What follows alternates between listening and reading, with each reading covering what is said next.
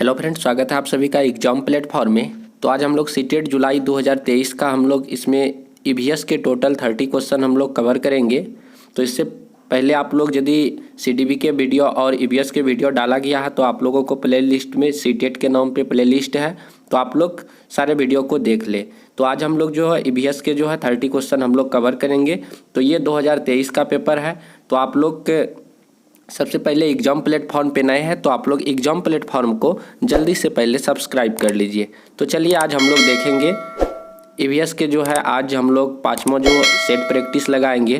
तो इसमें टोटल हम लोग 30 क्वेश्चन आज हम लोग कवर करेंगे हैं। पहला क्वेश्चन है, खमीरीकरण एक परिवर्तन की क्रिया है। खमीरीकरण एक परिवर्तन की क्रिया है। पहला ऑप्शन है शर्करा को एल्कोहल में बदलने की, दूसरा है खमीर ईस्ट को एल्कोहल में बदलने की, शर्करा को कार्बन डाइऑक्साइड में बदलने की, उसके बाद खमीर या ईस्ट को कार्बन डाइऑक्साइड में बदलने की। तो इसका जो है फर्स्ट वाला ऑप्शन जो है शर्करा को एल्कोहल में बदला जाता है, खमीरीकरण कहलाता है। तो खमीरीकरण प्रक्रिया में जो है शर्करा को एल्कोहल में बदला जाता है। ऑप्शन नंबर ए इसका बिल्कुल राइट आंसर हो जाएगा।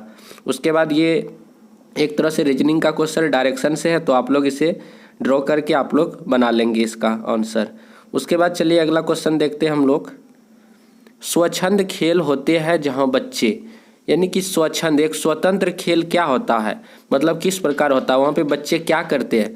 तो ऑप्शन है बाहरी अथवा भीतरी क्रियाकलाप कर सकते हैं, खेल के नियमों का पालन करते हैं, उसके बाद वयस्कों द्वारा सलाह देने पर लिंग विशिष्ट खेल खेलते हैं, विशिष्ट क्रियाकलाप आयोजित होते हैं। तो ऑप्शन नंबर ए जब आप लोग पढ़ेंगे बाहरी अथवा भीतरी क्रियाकलाप कर पाते हैं। स्वच्छंद एक फ्री मतलब कि वैसा खेल जहाँ पे किसी भी तरह का लिमिटेशन नहीं हो, बच्चे अपने मन मुताबिक जो खेल होता है खेलते हैं। तो उसमें क्या होता है कि बाहरी और भीतरी क्रियाकलाप को बच्चे अपने मन से करते हैं। तो option number A right answer हो जाएगा।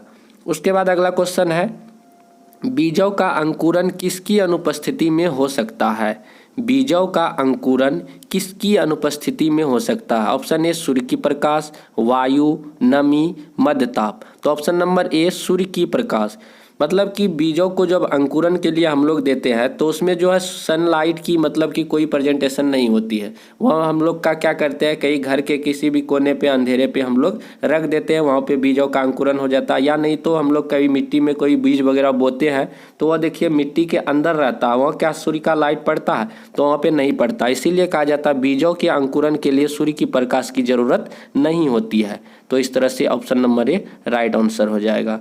उसके बाद अगला क्वेश्चन हम लोग देखते हैं। तो ये भी क्वेश्चन आपका जो है एक तरह से ईवीएस में दिया जाता है, तो आप लोग इसे सॉल्व कर सकते हैं। तो इसका राइट आंसर ऑप्शन नंबर 2 हो जाएगा। 59.9 किलोमीटर प्रति घंटा आप लोग इसे सॉल्व कर लीजिएगा। चलिए उसके बाद आगे बढ़ते हैं हम लोग। तो अगला क्वेश्चन देखते हैं, पाश्चुरीकृत दूध को लगभग डैश तक गर्म किया जाता है, फिर अचानक अति ठंडा करके भंडारण किया जाता है। जो पाश्चुराइजेशन जो होता है, दूध को कितना देर तक गर्म किया जाता है। तो ऑप्शन नंबर जो हम लोग पढ़ेंगे ऑप्शन नंबर चौथा, मतलब 15 से 30 सेकेंड के लिए जो है 70 डिग्री सेल्सियस पे इसे जो है हीट किया जाता है, गर्म किया जाता है। तो इस तरह से ऑप्शन नंबर 4 जो है इसका बिल्कुल राइट आंसर हो जाएगा। तो इसमें शॉर्ट टाइम होता है, एक लॉन्ग टाइम होता है। तो आप लोग जिसमें कम समय होता है तो उसमें हीट अधिक हो जाता है, जिसमें अधिक समय तक किया जाता है तो उसमें हीट क्या किया जाता है, कम रहता है। तो इस तरह से ऑप्शन नंबर 4 हो जाएगा। उसके बाद अगला क्वेश्चन है, भौतिक विशेषताओं के आधार पर कद्दू के पौधों को किसमें वर्गीकृत किया जा सकता है। तो भौतिक विशेषताओं के आधार पर कद्दू के पौधों को किस पर वर्गीकृत किया जाता है, किसमें वर्गीकृत किया जा सकता है। जैसे आरोही लता में, कि झाड़ी है या बिसर्पी लता है, शाख है। तो कद्दू की जो लतें होती है वह क्या होती है, आरोही लत होती है या झाड़ी होती है या बिसर्पी लत होती है या शाख होती है। तो कद्दू की जो लतें होती है बिसर्पी लत होती है। तो ऑप्शन नंबर 3 जो है इसका बिल्कुल राइट आंसर हो जाएगा, बिसर्पी लता। उसके बाद अगला क्वेश्चन है, उंगलियों से छूकर एवं महसूस करके पढ़ने की क्रिया का प्रयोग उन लोगों द्वारा किया जाता है। तो उंगलियों से छूकर, जैसे इसमें आप लोग ऑप्शन पढ़ेंगे कि उंगली से छूकर किस प्रकार के लोग जो है पढ़ते हैं। जो लोग सुन नहीं सकते हैं, जो लोग बोल नहीं सकते हैं, जो लोग छू नहीं सकते हैं, जो देख नहीं सकते हैं। तो जो अंधे लोग होते हैं, जो अंधे होते हैं आँख से, तो वे लोग क्या करते हैं, अक्षरों को छू कर पढ़ते हैं। तो ऑप्शन नंबर 4 जो है बिल्कुल राइट आंसर हो जाते हैं। जो देख नहीं सकते हैं वे उंगलियों के द्वारा छू कर और महसूस करके शब्दों को क्या करते हैं, पढ़ते हैं। तो ऑप्शन नंबर 4 इसका बिल्कुल राइट आंसर हो जाएगा, जो देख नहीं सकते हैं। उसके बाद अगला क्वेश्चन हम लोग देखते हैं। वाष्पन के कारण शीतलन की प्रक्रिया तब धीमी होती है जब वायुमंडल में जल के खुले पृष्ठ का क्षेत्रफल, मतलब वाष्पन के कारण शीतलन की प्रक्रिया तब धीमी होती है जब वायुमंडल में जल के खुले पृष्ठ का क्षेत्रफल क्या होता है। तो आप लोगों को बताना है। तो इसमें जो है ऑप्शन नंबर 4 घटता है और वायुमंडल की ताप निम्न होता है। तो इसमें क्या होता है, घटता है और वायुमंडल की ताप क्या हो जाता है, निम्न हो जाता है। तो इस तरह से ऑप्शन नंबर 4 इसका बिल्कुल राइट आंसर हो जाएगा। तो वाष्पन के कारण शीतलन की प्रक्रिया तब धीमी होती है और जब वायुमंडल जल के खुले पृष्ठ का क्षेत्रफल क्या होता है, तो पहले घटता है, वायुमंडल की ताप क्या हो जाता है, घट जाता है, निम्न हो जाता है। उसके बाद अगला क्वेश्चन है आपका, बुंदेलखंड क्षेत्र की फुर्तीली नृत्य शैली है। जो बुंदेलखंड क्षेत्र है उसकी फुर्तीली नृत्य शैली कौन सी है, स्वांग, मटकी, भागोरिया या लावनी। तो इसका राइट आंसर हो जाएगा ऑप्शन नंबर 1 स्वांग नृत्य जो है बुंदेलखंड की नृत्य है। तो इस तरह से आप लोग इसे टिक करेंगे, ऑप्शन नंबर ए इसका बिल्कुल राइट हो जाएगा। उसके बाद चलिए अगला देखते हैं हम लोग। अगला है पौधों के संदर्भ में सही विकल्प का पहचान कीजिए। पौधों के संदर्भ में आपको सही विकल्प का पहचान करना है कि पौधे क्या होते हैं, उसके द्वारा क्या करते हैं हम लोग। जैसे पौधे भूक्षरण को रोकता है, मतलब भूमि के कटाव को रोकते हैं, ये सही बात है। पौधे लगाते हैं हम लोग, उससे क्या होता है, मिट्टी का कटाव क्या होता है, रुकता है, सही बात है। मृत एवं सूखी पत्तियों उर्वरक एवं कीटनाशक बनाने के लिए प्रयुक्त होती है। जो मृत पत्ती होती है, सूखे पत्ती होते हैं, क्या उससे हम लोग कीटनाशक बनाते हैं, इतना कोई खास नहीं है ये ऑप्शन। पशु पौधों को आश्रय प्रदान करते हैं। पशु जो है पौधों को आश्रय प्रदान करते हैं। यहाँ यदि पौधे रहता पशु को आश्रय प्रदान करते तब थोड़ा सा सटीक बैठता। उसके बाद पौधे हमें बीज प्रदान करते हैं जिनमें कुछ खाए जा सकते हैं। तो ये जो है सही लग रहा है। तो ए और डी किस में है, ऑप्शन नंबर 4 में। ए और डी इसका बिल्कुल राइट आंसर हो जाएगा। पौधे भूक्षरण को रोकता है और पौधे से हम लोग बीज प्राप्त करते हैं और उसके कुछ बीजों को हम लोग खाते भी है। तो ये राइट आंसर हो जाएगा। उसके बाद चलिए अगला क्वेश्चन देखते हैं। पौधों के भागों तथा उनके कार्यों यानी कि भूमिकाओं को नीचे बताया गया सबसे उपयुक्त कथन कौन सा है। पौधों के कुछ भाग और उनके कुछ कार्य के बारे में बताया गया। जैसे जड़ें पौधे को पत्तों से जोड़ती है, जो मतलब कि जो इस तरह के जो पेड़ होते हैं, क्या उसके जो है पत्ते जो है क्या मतलब कि वो जड़ें को जोड़ते हैं। पत्ता बहुत ही ऊपर रहता है, ये इस प्रकार यहाँ पे जो है पत्ते रहते हैं, और जड़ बहुत ही नीचे में रहते हैं। जड़ क्या रहते हैं, नीचे रहते हैं। तो इस तरह से ये कोई सटीक नहीं है। उसके बाद फल परागण से सहायता करते हैं, ये भी फल परागण में सहायता करते, ये सटीक नहीं बैठता है। उसके बाद फूल पौधे के प्रजनन अंग है। उसके बाद अगला है पत्ते पौधे के ऊपरी भाग को सहारा देते। पत्ते क्या जो ऊपरी पौधे के ऊपरी भाग होते हैं उसे सहारा देते हैं, ये भी उतना सही नहीं है। लेकिन ऑप्शन यदि हम लोग 3 जब पढ़ेंगे, फूल पौधे के प्रजनन जो होते हैं, फूल जो होते हैं आपके जो फूल होते हैं वे जो ही मतलब कि उसमें जो है परागण की क्रिया जो होती है, प्रजनन की क्रिया होती है फूल से ही होता है। तो इस तरह से इसका राइट आंसर हो जाएगा फूल। तो फूल पौधे के प्रजनन अंग होते हैं, ये राइट आंसर है ऑप्शन नंबर 3। उसके बाद अगला क्वेश्चन हम लोग पढ़ते हैं। निम्नलिखित में से भारत के संघ शासित प्रदेशों का युगल चुनिए। मिजोरम या लक्षद्वीप, झारखंड, छत्तीसगढ़, लद्दाख, पुडुचेरी, जम्मू कश्मीर और नागालैंड। तो आप लोगों को बताना है कि इनमें से युगल जोड़ी कौन सा है। तो जम्मू कश्मीर और नागालैंड ये राइट आंसर लगता है। तो ऑप्शन नंबर 3 जो है आपका लद्दाख और पुडुचेरी। तो लद्दाख और पुडुचेरी जो है आपका भारत के संघ शासित प्रदेशों का युगल चुनना है। तो लद्दाख और पुडुचेरी ऑप्शन नंबर 3 इसका बिल्कुल राइट आंसर हो जाएगा। उसके बाद अगला क्वेश्चन है आपका, एक सांस्कृतिक उत्सव में श्रुति ने महाराष्ट्र की एक पारंपरिक साड़ी यानी कि पोशाक पहनी थी जिसका नाम है। एक सांस्कृतिक उत्सव होता है और श्रुति ने महाराष्ट्र की एक पारंपरिक साड़ी या पोशाक पहनी है, उसका नाम क्या है। बनारसी, बनारसी तो ये नहीं होगा, ये तो उत्तर प्रदेश बनारस की बात हो जाएगी। नवारी, कलमकारी, जामदौनी। तो ऑप्शन नंबर 2 आप लोग टिक करेंगे। तो इस तरह से ऑप्शन नंबर 2 नवारी जो है, नवारी ये बिल्कुल राइट आंसर हो जाएगा। महाराष्ट्र में जो साड़ी या पोशाक पहनी जाती है उसे क्या बोला जाता है, नवारी। तो इस तरह से राइट आंसर हो जाएगा। उसके बाद है अगला क्वेश्चन, बाल विवाह निषेध अधिनियम 2006 के अनुसार भारत में विवाह की न्यूनतम आयु क्या है? तो आप लोग वैसे भी आप लोग जानते होंगे कि लड़कों के लिए 21 वर्ष और लड़कियों के लिए 18 वर्ष। तो ऑप्शन नंबर 2 आप लोग पढ़ेंगे, लड़कियों के लिए 18 वर्ष और लड़कों के लिए 21 वर्ष। तो ऑप्शन नंबर 2 बिल्कुल राइट आंसर हो जाएगा। चलिए उसके बाद आगे हम लोग बढ़ते हैं। अगला क्वेश्चन है आपका, कक्षा 3 में पढ़ने वाले मधु अपने घर में लगे गुलाब और तुलसी के पौधे को पहचानती है। कक्षा 3 की विद्यार्थी है कौन? मधु, और अपने घर में लगे हुए गुलाब और तुलसी के पौधे को पहचानती है। पौधे को पहचानने में निम्नलिखित में से कौन सी प्रक्रिया शामिल है? तो मधु जो है अपने घर में गुलाब और तुलसी के पौधे को देखती है और उसमें पहचान करती है, तो उसमें क्या कर रही है? अवलोकन करती है, तुलना करती है, अनुमान लगाती है या निर्णयन करती है? तो आपको बताना कि वह क्या करती है। सबसे पहले वह तो एक देख रही है, तो वह अवलोकन तो हो जाएगा, ऑप्शन नंबर ए अवलोकन भी होगा। उसके बाद जो है आपका अवलोकन, उसके बाद जो है एक दूसरे से क्या करेगा कि कंपैरिजन करेगा। अवलोकन करेगा पहले कि वह देखेगा कि ये तुलसी का है, उसके बाद ये क्या है, ये जो है गुलाब का है, तो ये गुलाब का है, ये जो है तुलसी का पौधा है। तो उस तरह से वह जो है देखेगा, ये तुलसी का है, ये गुलाब का है, दोनों के बीच वह क्या करेगा, दोनों के बीच वह कंपैरिजन करेगा। तो कंपैरिजन करेगा और वह देखेगा, तो अवलोकन और तुलना ये दोनों राइट आंसर हो जाएगा। तो ऑप्शन नंबर ए जो है इसका बिल्कुल राइट आंसर हो जाएगा। ऑप्शन ए में है ए और बी, मतलब अवलोकन और कंपैरिजन यानी कि तुलना, इसका राइट आंसर हो जाएगा। चलिए उसके बाद आगे बढ़ते हैं हम लोग। अगला क्वेश्चन है आपका, पर्यावरण अध्ययन के शिक्षण अधिगम में प्रकृति की सैर संचालित करने का उद्देश्य है। पर्यावरण अध्ययन के शिक्षण अधिगम में प्रकृति की सैर संचालित, मतलब पर्यावरण अध्ययन को अच्छे से सीखने के लिए इसके लिए क्या करना चाहिए, सैर करना चाहिए, मतलब घूमने फिरने की बात है, पर्यटन की बात है। तो वनस्पति जगत एवं प्राणी जगत पर विशेष बल देना और प्रकृति के साथ भावनात्मक संबंध का विकास करना। उसके बाद है प्रकृति एक आभासी यात्रा करना। अगला ऑप्शन है एक पार्क में सैर करना और विद्यार्थियों की तंदुरुस्ती को सुनिश्चित करना। ये सब ऑप्शन उतना सटीक नहीं। विद्यार्थियों को बागवानी में व्यस्त रखना, एक रसोई बगीचा में विकसित करना, ये भी उतना ऑप्शन सटीक नहीं है।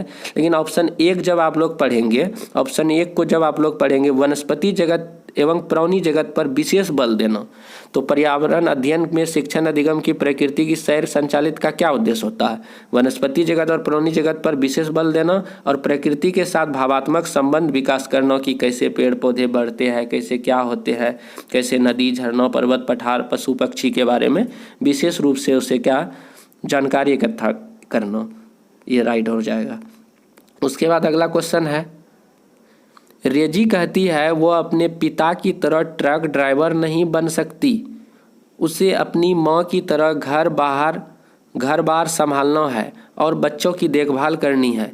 निम्नलिखित में से कौन सी विधि कक्षा में जेंडर संबंधी इस अवधारणा को संबोधित करने हेतु सर्वाधिक उपयोगी रहेगी? समूह चर्चा, चलचित्र प्रदर्शन, भूमिका निर्वहन और खेल। तो इस तरह से समूह चर्चा जो है ये ज़्यादा परफेक्ट रहेगा, ऑप्शन नंबर ए इसका राइट आंसर हो जाएगा। उसके बाद अगला क्वेश्चन है, कुछ बच्चे एकल अभिभावक परिवार में रहते हैं, इस परिस्थितियों में आपकी क्या प्रतिक्रिया है? कुछ बच्चे जो है एकल अभिभावक, मतलब उसमें जो है सिर्फ माताएं होती है या नहीं तो पिता होते हैं, तो एकल अभिभावक होते हैं, घर के एक मुखिया होते हैं। इस परिस्थिति में आपकी क्या प्रतिक्रिया होगी? इन बच्चों को अवहेलना करें और विषय परिवार के संबंधों को ध्यान केंद्रित करें? इन बच्चों की अवहेलना करना चाहिए? बिल्कुल नहीं करना चाहिए। इन बच्चों को सहानुभूति दर्शाए और उन्हें परिवार की पद समझाने के लिए कहे, ये सहानुभूति जैसी बात है, ये थोड़ा सा सटीक लग रहा है। ऐसे परिवारों में बच्चों द्वारा सामना की गई कठिनाइयों पर विशेष बल दे और विषय पर ध्यान केंद्रित करें। ऐसे बच्चों के संदर्भ सम्मिलित करें और सहानुभूति एवं संस्कृति का निर्माण करें। ये ऑप्शन चौथा वाला ऑप्शन जो है ज़्यादा सटीक लग रहा है। तो ऑप्शन नंबर 4 हम लोग जब देखेंगे तो ऑप्शन नंबर चौथा जो है बिल्कुल ही ज़्यादा सटीक है। ऐसे बच्चों के संदर्भ सम्मिलित करें और सहानुभूति की एक संस्कृति का निर्माण करें। तो इस तरह से ये जो है ज़्यादा सटीक है और ये ऑप्शन नंबर 4 सही हो जाएगा। उसके बाद अगला क्वेश्चन हम लोग देखते हैं। अगला है आपका, रूपल कक्षा 5 की छात्रा है। वो अपने शिक्षक को बताती है कि जब उसकी छोटी बहन रोती है तो दादी उससे कहती है कि चुप हो जा, नहीं तो चांद पर बैठा बूढ़ा बाबा उसे ले जाएगा। छोटे छोटे बच्ची जब होती है तो उसे मम्मी या दादी उसे जो है कुछ इस तरह की भी बातें करते हैं, चुप हो जाओ नहीं तो आएगा अभी तुमको चोर ले जाएगा, इस तरह की बातें बोलते हैं। लेकिन छोटे छोटे बच्चे को इस तरह की बातें नहीं बोलना चाहिए। बच्चे का उसका जो है एक डर मतलब की टाइप का जो है आ जाता है, वो भय होने लगता है। तो बच्चे को हमेशा पॉजिटिव बताना चाहिए। छोटे बच्चे होते हैं उसे डर वाली बात किसी भी तरह का, जैसे यहाँ पे चुप हो जाओ नहीं तो चांद पे बैठा बूढ़ा बाबा आएगा तुम्हें ले जाएगा, इस तरह की बातें कर रही है। यदि आप रूपल के शिक्षक हैं तो आप क्या करेंगे? जैसे ऑप्शन में है, रूपल की दादी से बात करेंगे, उन्हें ऐसा करने से मना करेंगे, रूपल से बात करके समझाएंगे कि दादी झूठ कह रही है, रूपल को चांद के बारे में बताएंगे कि ऐसा कोई बाबा नहीं है, उसके बाद रूपल से कहेंगे कि वह सूचनाओं का संकलन कर इस तथ्य की जांच करे।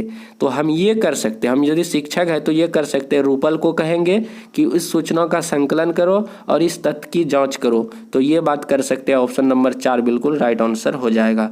उसके बाद अगला क्वेश्चन हम लोग देखते हैं, कक्षा 1 में शिक्षक के रूप में आपसे अपेक्षा है कि आप विद्यार्थियों को ज्ञानेंद्रियों से परिचित करवाएं। तो मान लीजिए कि आप कक्षा 1 के शिक्षक हैं और आपसे अपेक्षा की जा रही है कि आप विद्यार्थियों को ज्ञानेंद्रियों से परिचित करवाएं। तो विद्यार्थियों के विषय के संदर्भ में पढ़ने के लिए और तैयारी के साथ कक्षा में आने के लिए कहेंगे। उसके बाद अगला क्वेश्चन ऑप्शन है, विद्यार्थियों को उनके अपने शब्दों में ज्ञानेंद्रियों के विषय में लिखने के लिए कहेंगे। प्रत्येक संवेदनाओं का कार्य चित्रण करने के लिए मूर्त पदार्थों का उपयोग करेंगे।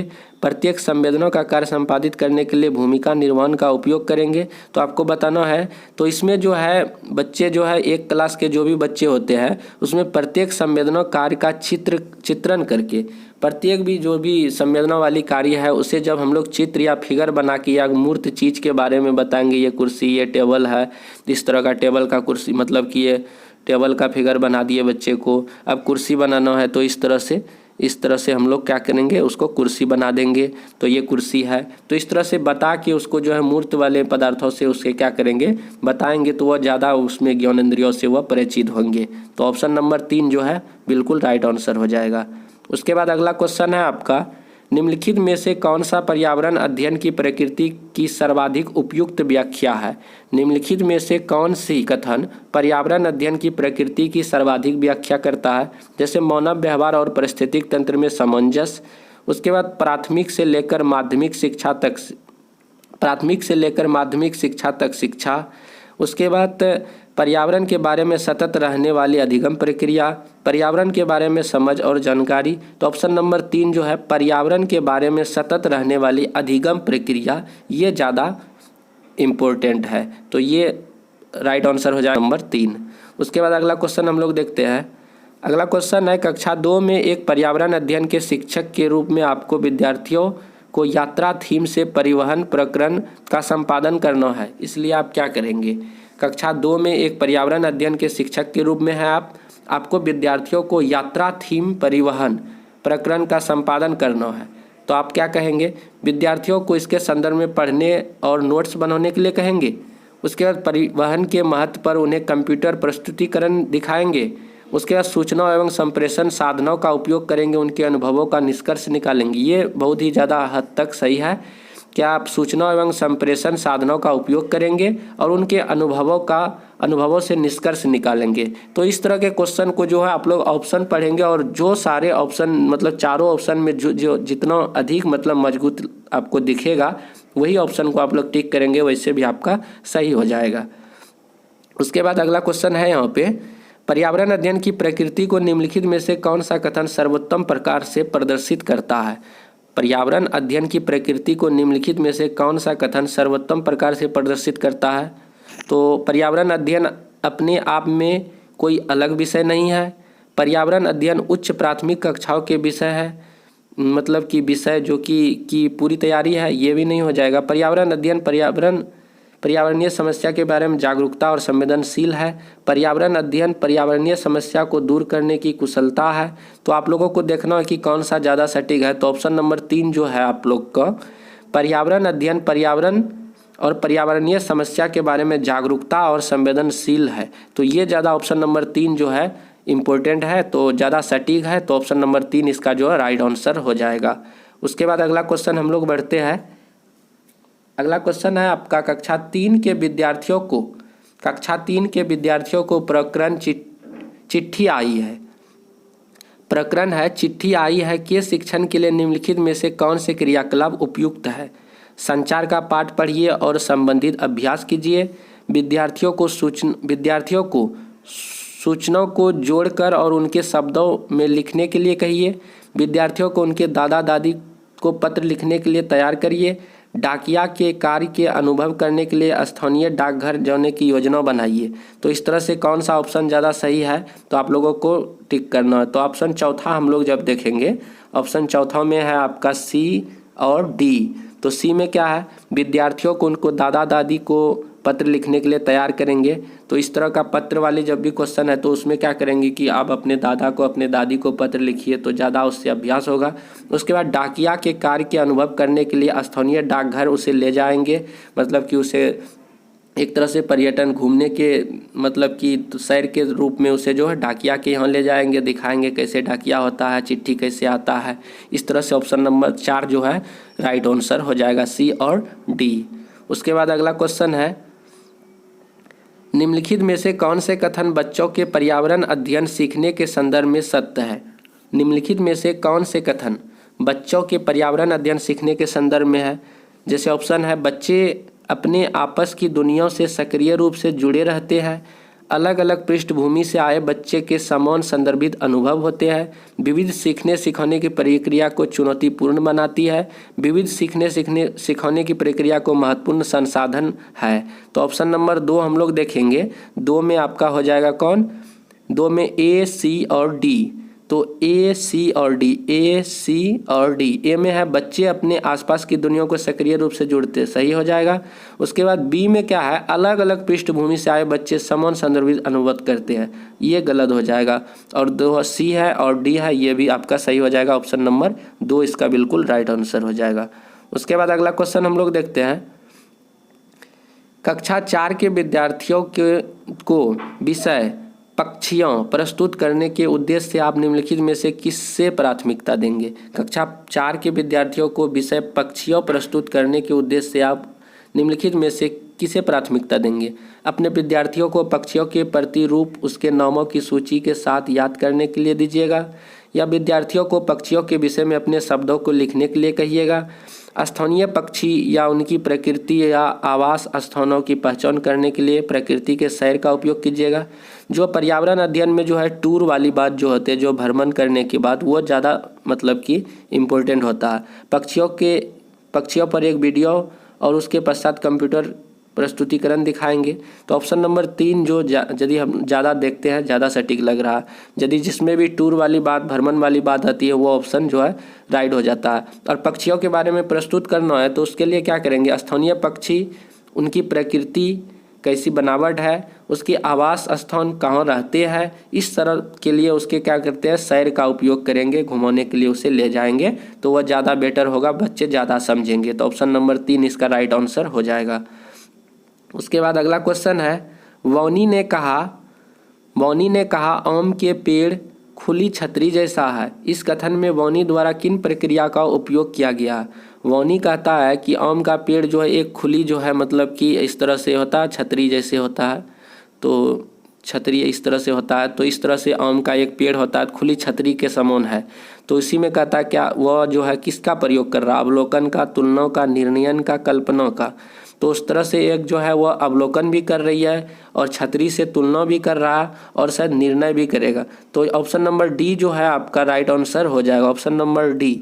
ऑप्शन नंबर डी में क्या है, अवलोकन भी करेगा, और बी में है तुलना भी करेगा, और निर्णय नहीं हो जाएगा, कल्पना हो जाएगा, इमेजिंग करेगा कि ऐसे छाता होता है, ऐसे आम का वृक्ष होता है, एक छतरी के समान है। तो बच्चे एक तरह से इमेजिंग करने लगता है। तो ए, बी, डी इसका बिल्कुल राइट आंसर हो जाएगा। अवलोकन करेगा और तुलना करेगा, कंपैरिजन करेगा, और उसके बाद क्या करेगा, इमेजिंग करेगा।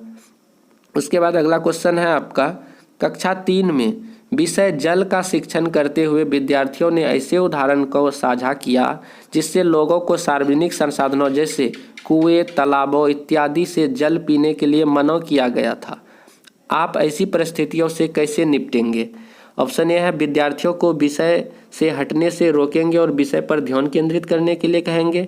विद्यार्थियों को ऐसी घटनाओं को कक्षा में साझा करने से मना करेंगे ये तो होगा ही नहीं, मना करने वाली बात नहीं होता।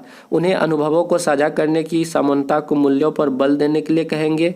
उन्हें अनुभवों को साझा करने और जल संरक्षण पर निबंध लिखने के लिए कहेंगे। तो कौन सा ऑप्शन होगा? ऑप्शन नंबर 3 में जो ए, बी और डी, ए, बी और डी। तो इसमें जो है आपका ऑप्शन नंबर जो है, ऑप्शन नंबर आपका बिल्कुल 3 नंबर जो है ए, 3 नंबर में ऑप्शन ए, सी और डी है। 3 नंबर में क्या है? 3 नंबर में है ए, सी और डी। तो इस तरह से राइट हो जाएगा। बोले थे ना यहाँ पे मना करना है, तो इसीलिए ये जो है ऑप्शन गलत हो जाएगा और तीनों ऑप्शन जो आपका जल के बारे में बताना है तो ये तीनों आपका सही हो जाएगा। उसके बाद 90 नंबर पे क्वेश्चन है आपका, पर्यावरण अध्ययन विषय हेतु निम्नलिखित में से कौन सा उद्देश्य सर्वाधिक महत्वपूर्ण है? पर्यावरण अध्ययन विषय हेतु निम्नलिखित में से कौन सा उद्देश्य सर्वाधिक महत्वपूर्ण है?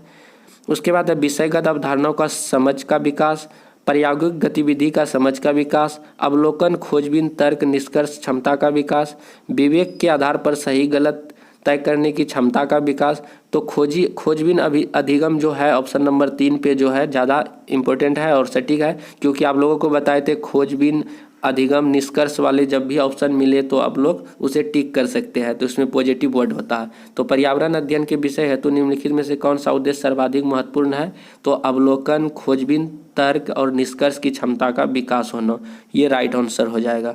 तो इस तरह से हम लोग टोटल 30 क्वेश्चन जो है ईवीएस के कवर किए। तो आप लोगों को वीडियो पसंद आया होगा तो अपने फ्रेंडों को शेयर भी कीजिए और चैनल को सब्सक्राइब कीजिए। तो मिलते हैं हम लोग अगले वीडियो पे, तब तक के लिए जय हिंद, जय भारत।